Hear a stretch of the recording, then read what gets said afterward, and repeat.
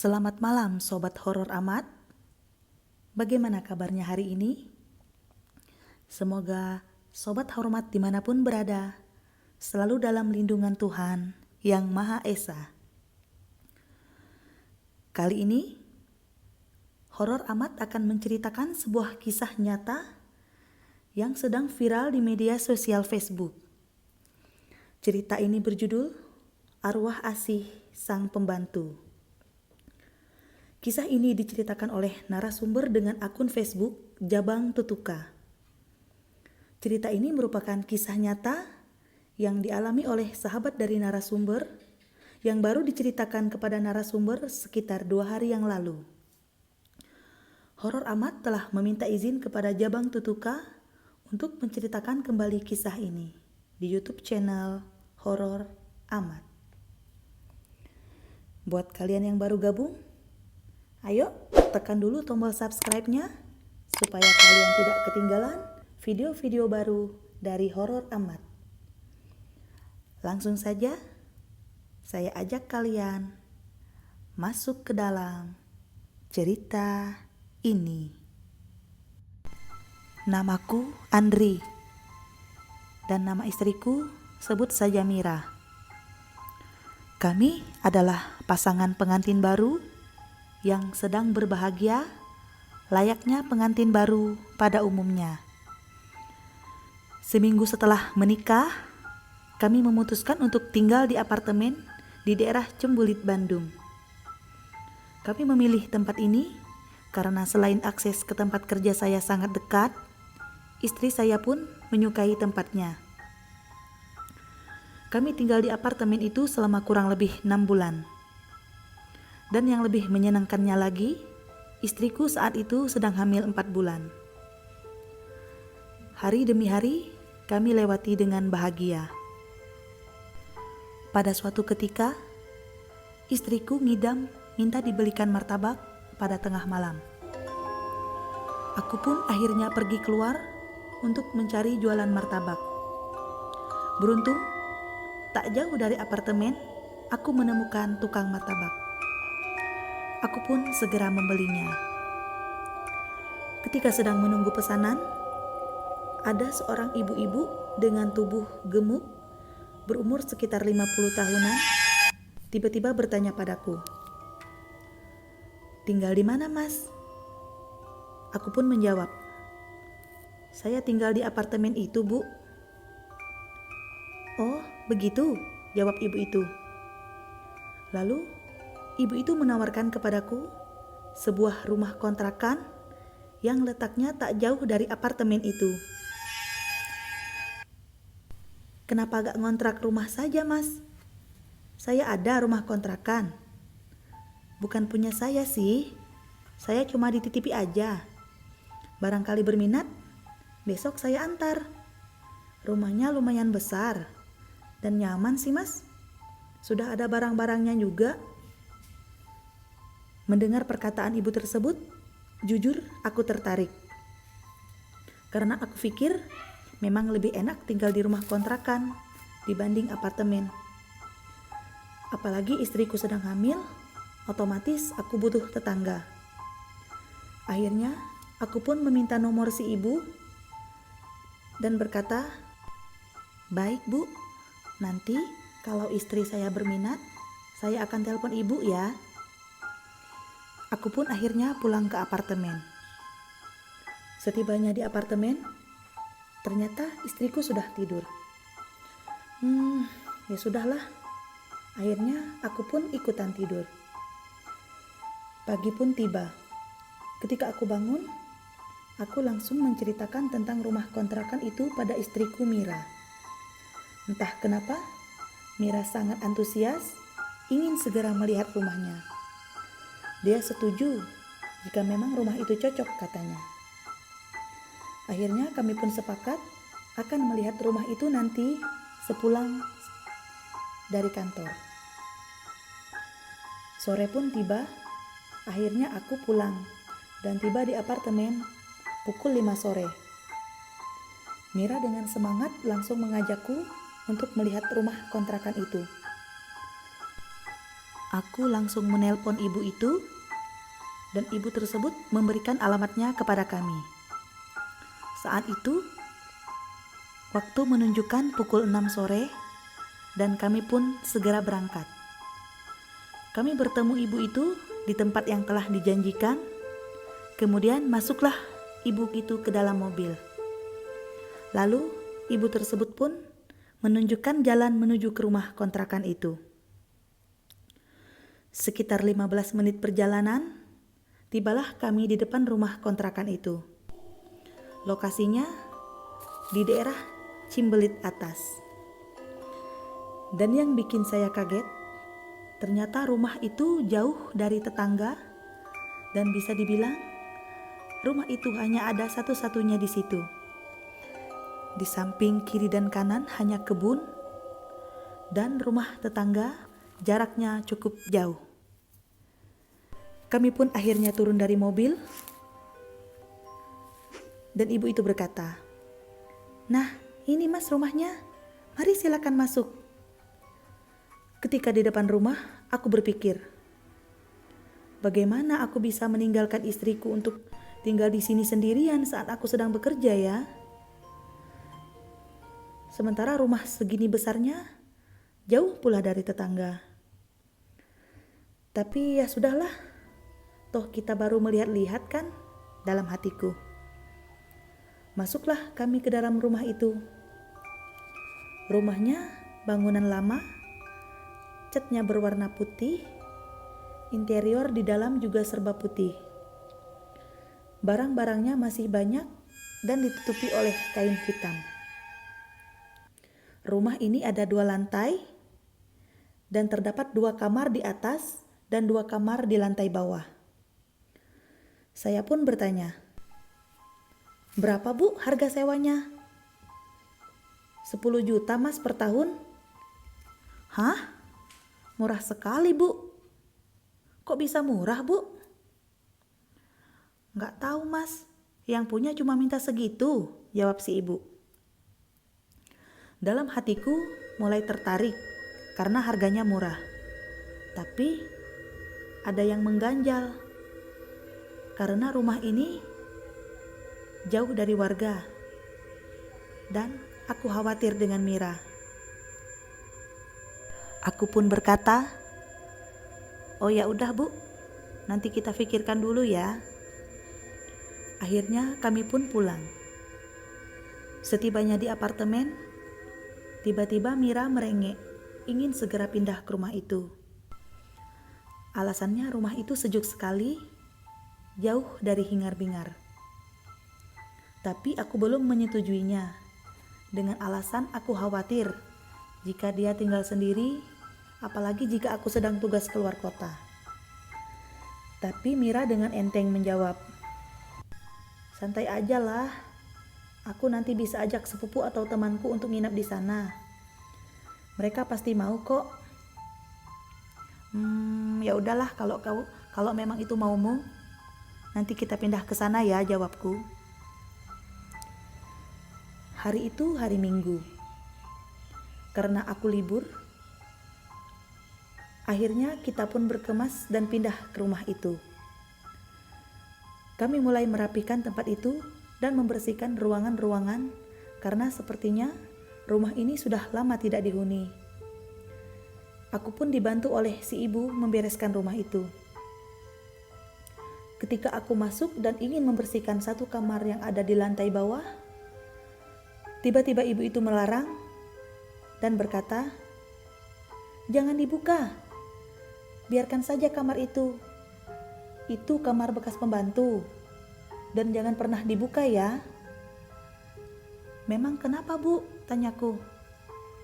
"Tidak apa-apa, pokoknya jangan dibuka. Sudah, biarkan saja kamar itu. Toh kamarnya tidak akan dipakai semua kan? Masih banyak kamar yang lain." Aku pun menjawab, Ya sudahlah bu kalau begitu." Walaupun di hatiku muncul tanda tanya.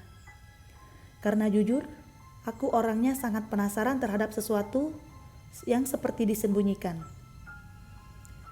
Setelah selesai membantu kami berberes-beres, Akhirnya ibu itu pamit dan aku pun memasang CCTV di seluruh penjuru rumah dengan tujuan untuk menjaga keamanan rumah ini. Saat itu jam menunjukkan pukul 8 malam. Aku dan Mira memutuskan untuk istirahat di kamar. Kamar kami letaknya ada di lantai 1. Ketika sedang asik ngobrol, tiba-tiba terdengar suara pintu dibuka dari kamar yang satu lagi. Krek. Kami pun terdiam. Aku keluar mencoba melihat. Namun setelah dilihat, ternyata tidak ada apa-apa. Tapi bulu kuduku merinding.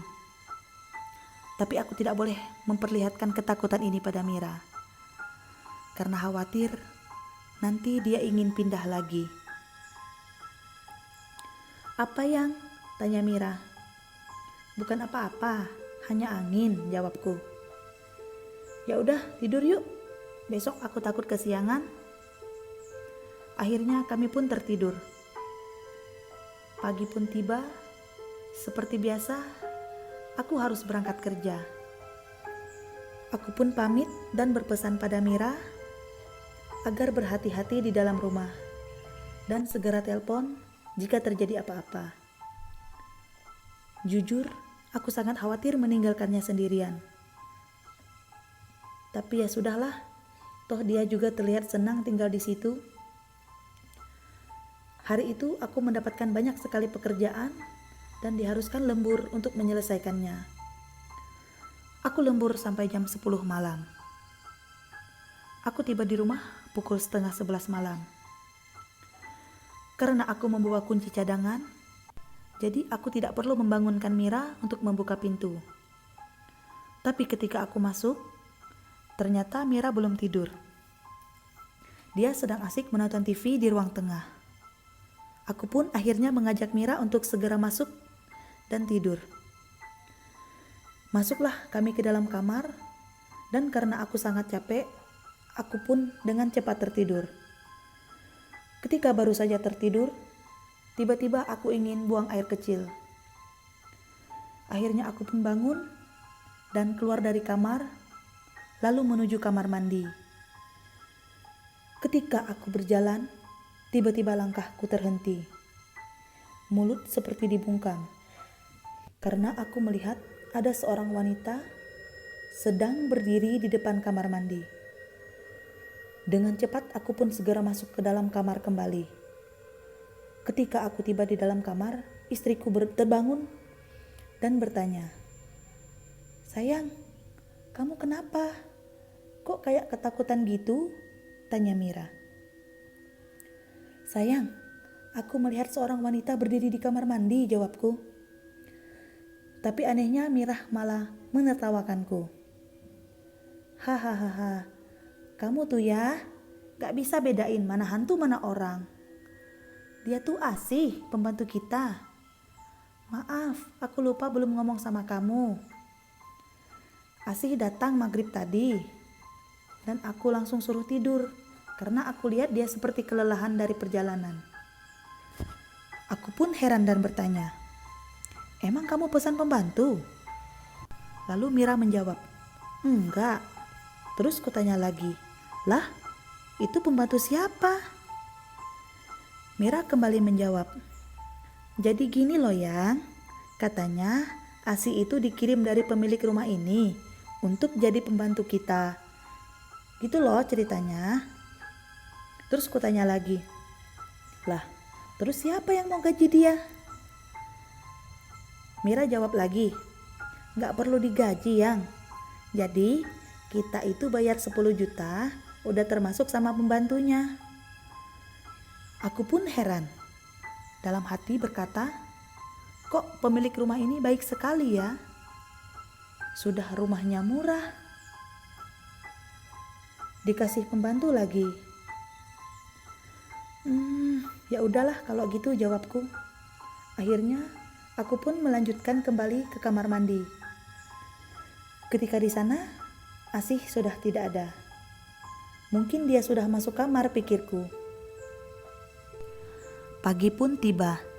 Seperti biasa, aku siap-siap untuk berangkat kerja. Tapi ketika berangkat kerja, kok Asih gak kelihatan ya? Dalam hatiku, mungkin dia masih tidur. Ya sudah, akhirnya aku pun pergi dan meninggalkan Mira. Selama di kantor, aku kepikiran Mira terus. Walaupun sekarang sudah ada yang menemaninya. Tapi aku masih ragu, karena aku belum pernah bertemu dan berbicara langsung dengan Asih. Aku pun belum tahu latar belakangnya. Setiap jam aku telepon Mira untuk menanyakan keadaannya. Entah kenapa, tiba-tiba aku ingin mengecek CCTV hasil rekaman kemarin. Akhirnya, aku pun melihat hasil rekaman itu di laptop. Karena penasaran, aku ingin melihat kapan Asih datang ke rumah. Setelah aku cocokkan jam kedatangan Asih, ternyata di CCTV aku hanya melihat Mira sedang berbicara sendiri di depan pintu, tanpa ada seorang pun di sana. Aku mulai panik. Aku pun akhirnya memutuskan untuk pulang lebih awal, karena khawatir dengan Mira. Saat itu jam 2 siang, aku pun tiba di rumah. Tapi aku bersyukur ternyata tidak terjadi apa-apa pada Mira. Jujur, sebenarnya aku tidak menceritakan apa yang aku lihat di CCTV pada Mira, karena khawatir dia akan takut. Mira cuma bertanya, "Kamu kenapa, Yang? Kok pulang cepat?" Aku hanya menjawab, "Iya, kerjaan aku udah selesai, jadi bisa pulang cepat." "Asih mana?" tanyaku. "Tadi pas kamu masuk, dia keluar. Emang kamu gak ketemu?" jawab Mira. "Enggak, emang dia mau kemana?" tanyaku. "Katanya sih mau ke kebun belakang, cari selada dan rawit." "Oh, ya sudah," jawabku. Aku pun masuk kamar dan merebahkan badanku. Entah kenapa, hari itu sangat capek. Padahal aku hanya kerja sebentar. Tanpa terasa, akhirnya aku pun tertidur. Dan ketika bangun, aku kaget karena sudah jam 9 malam. Aku pun keluar kamar dan melihat Mira sedang asik nonton TV. Aku pun berkata, "Yang, kamu kok gak bangunin aku sih?" "Aku gak tega, Yang. Kamu kayaknya lelah banget," jawab Mira. "Ya sudah, aku mandi dulu ya," kataku. Ketika aku berjalan ke kamar mandi, aku pun kembali terkejut melihat Asih yang sedang berdiri di depan kamar mandi. Kenapa aku selalu kaget? Karena pakaian Asih yang menyerupai hantu. Dia berpakaian serba putih dan berdiri membelakangiku. Aku pun memberanikan diri untuk bertanya, "Asih, kamu mau ke kamar mandi?" tanyaku. Tapi Asih tidak menjawab. Dia hanya berbalik badan dengan kepala menunduk seperti orang yang malu sambil berjalan melewatiku.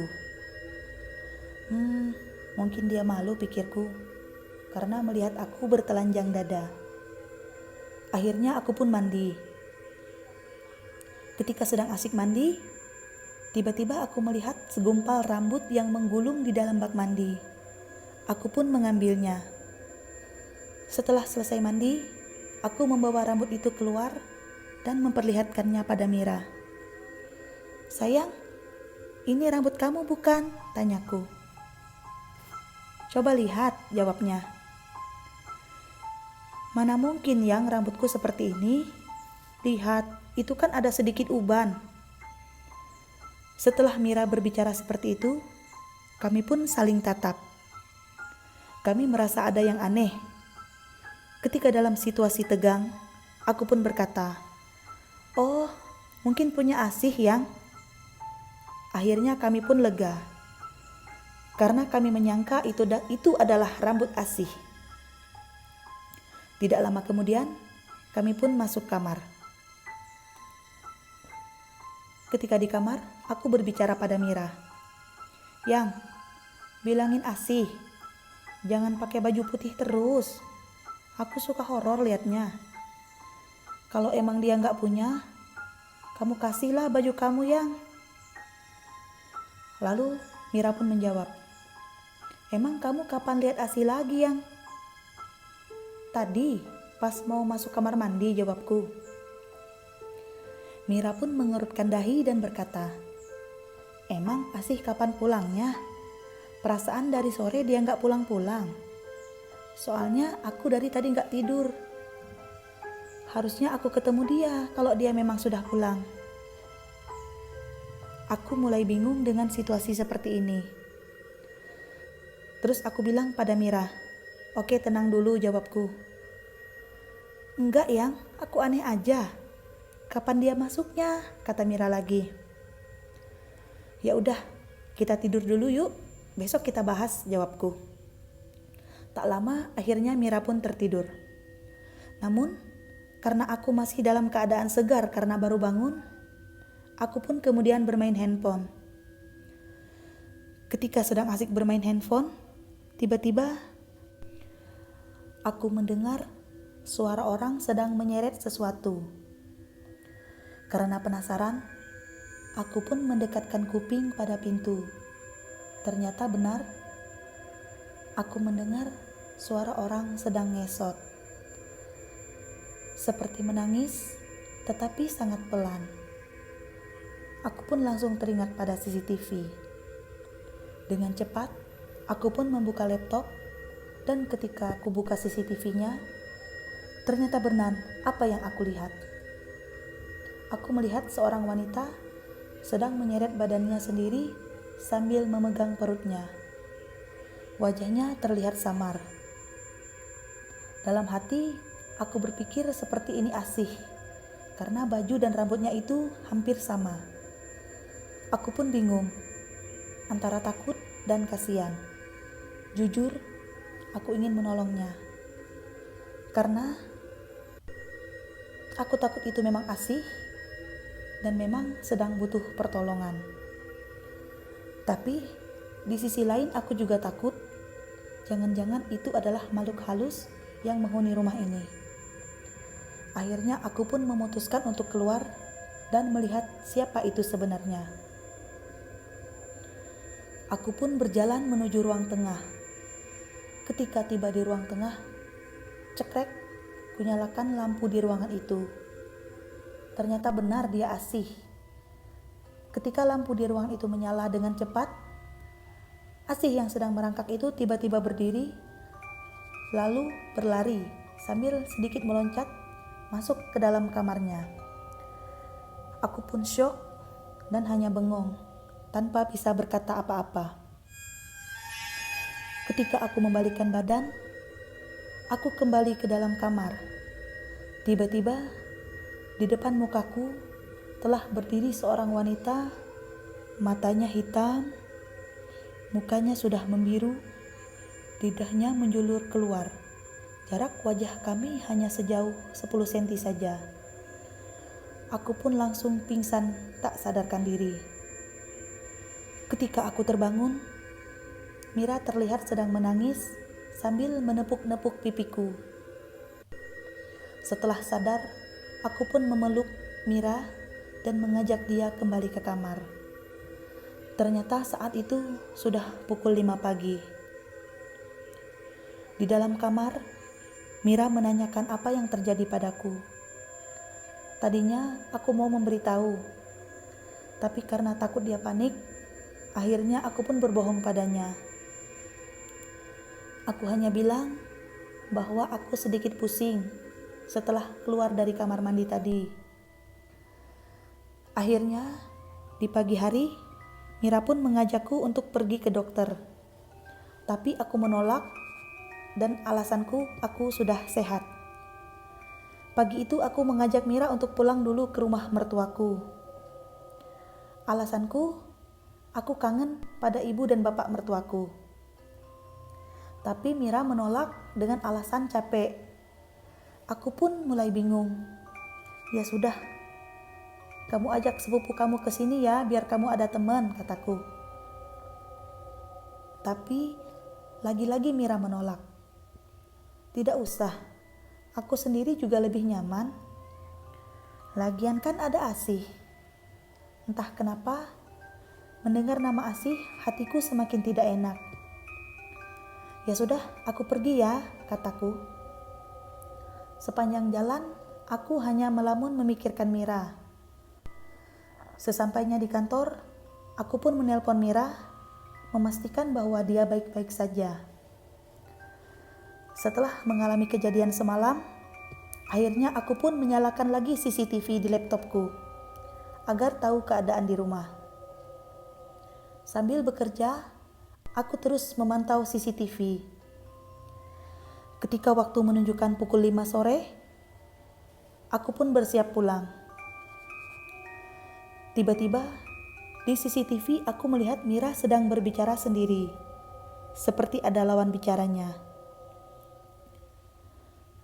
Aku lihat Mira berjalan ke arah keluar rumah.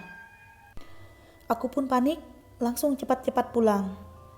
Sialnya, di jalan terjebak macet. Aku berkali-kali menelpon Mira, tapi tidak pernah diangkat. Hatiku semakin tidak karuan. Setelah 1 jam melewati macet, akhirnya aku pun tiba di rumah. Dan benar saja, setelah aku masuk ke dalam rumah, ternyata Mira tidak ada di dalam rumah. Aku semakin panik dan takut. Aku pun berteriak memanggil Mira, tapi tidak ada jawaban. Akhirnya, dengan membawa senter, aku pun keluar rumah menuju kebun itu. Aku masuk ke dalam kebun itu sambil memanggil nama Mira.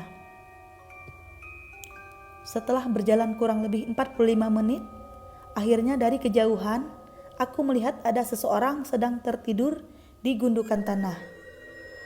Sontak aku pun berlari menghampirinya.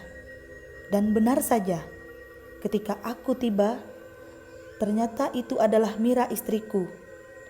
Aku lihat dia sedang tertidur di atas tanah. Dengan panik, aku membangunkannya. "Sayang, bangun. Ngapain kamu tidur di sini?" Tak lama Mira pun bangun. Dengan cepat, aku mengangkatnya karena jujur aku pun takut. Karena lokasi ini adalah di tengah-tengah kebun pisang. Lagi pula, hari pun sudah gelap. Akhirnya Mira pun bangun dan dia seperti belum sadar bahwa dia tidur di mana. Aku ingin menggendongnya karena dia terlihat sangat lemas. Ketika aku membungkukkan badan untuk menggendong Mira, tiba-tiba senter menerangi sebuah tulisan. Dan setelah kuperhatikan, ternyata itu adalah papan nisan kuburan. Setelah kubaca, ternyata nama yang di makam itu adalah nama Asih. Aku pun kaget dan dengan cepat menggendong Mira untuk pulang. Sepanjang jalan pulang, aku tidak menyangka bahwa Mira tadi tertidur di atas makamnya Asih. Ketika sudah sampai di dalam rumah, aku segera membuka baju Mira lalu membuangnya. Karena baju itu terlihat sangat kotor dan penuh tanah makam. Mira yang masih terlihat lemas akhirnya sadar dan terbangun. Dia pun berkata, "Yang, aku pusing banget." Aku pun menjawab, "Ya udah Yang, kamu tidur aja dulu." Baru saja aku berkata, tiba-tiba, "Tak!" Terdengar suara seperti pintu ada yang membanting. Yang lebih menyeramkannya lagi, tiba-tiba muncul suara wanita cekikikan. Suara itu terdengar sangat keras. Mira pun spontan memelukku dengan erat. Kami berdua panik dan hanya bisa menguatkan satu sama lain. Tiba-tiba terdengar suara orang jatuh tepat di depan pintu kamar kami.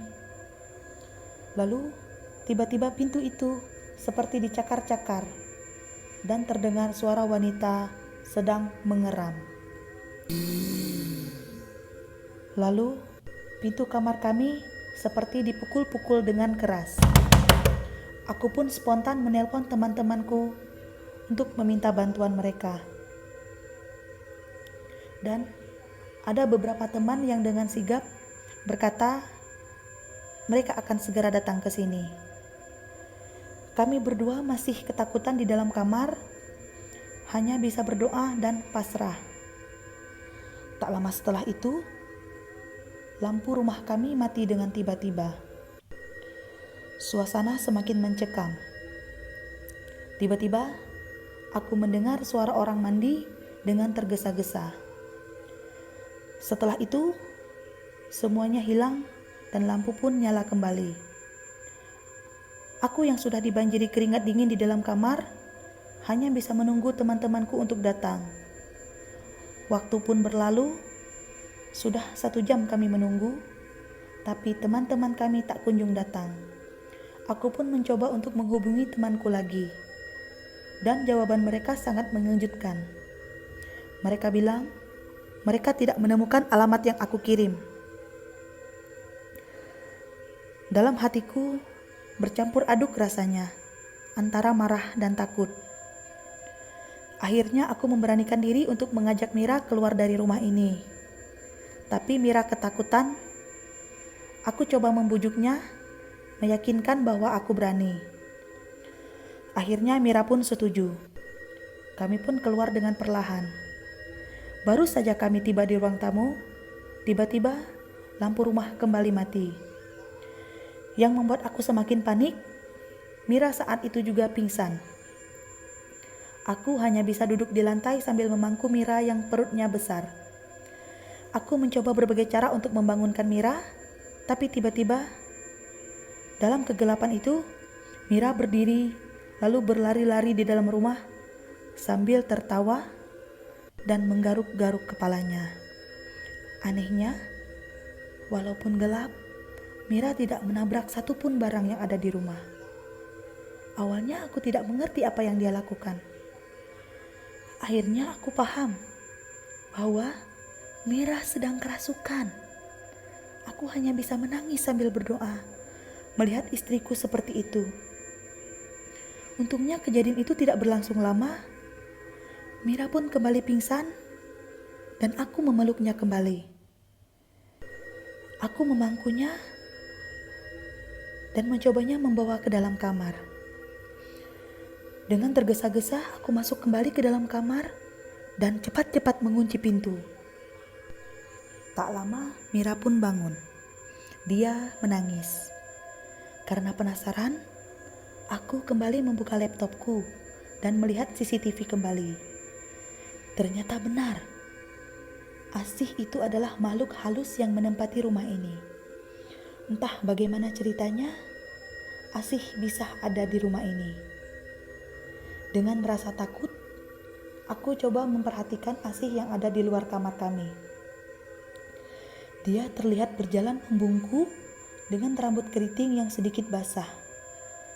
Tapi kali ini dia memakai pakaian layaknya kuntilanak, putih dan panjang. Wajahnya pucat dan sedikit memar. Terlihat dia berjalan mengelilingi rumah ini sambil terbang dari lantai 1 ke lantai 2.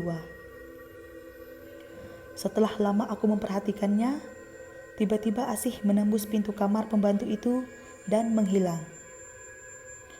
Aku pun menutup laptop dan memutuskan untuk tidur malam itu. Karena Mira pun terlihat sudah tertidur pulas.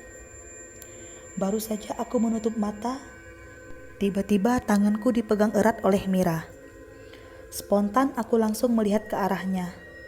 Astaga, bukan main. Antara kaget, marah, dan takut. Saat itu aku melihat Mira dengan mata yang melotot seperti menahan sakit. Karena ternyata Asih saat itu sedang duduk di atas perutnya. Asih dengan pakaiannya yang putih, rambut keriting dan wajah memarnya, tertawa cekikikan sambil menduduki perut Mira yang besar. Aku pun sontak langsung memukul Asih yang ada di atas perut Mira. Ketika aku pukul, pukulanku menembus dan Asih pun menghilang. Pintu kamar kami terbanting dengan sendirinya. dan suara cekikikan semakin jauh lalu menghilang. Akhirnya, aku memutuskan untuk tidak tidur sambil menunggu pagi. Aku mencoba menguatkan mata ini walaupun terasa sudah ngantuk sekali. Pagi pun tiba. Hatiku lega melihat matahari terbit dengan terang. Aku pun segera berkemas untuk keluar dari rumah ini, dan kami hanya membawa beberapa pakaian, karena yang penting kami bisa keluar dari rumah ini. Dengan cepat, kami pun bergegas pergi ke rumah orang tua Mira. Kami sepakat untuk tidur di rumah orang tua Mira sementara waktu, sampai mendapatkan tempat tinggal yang baru.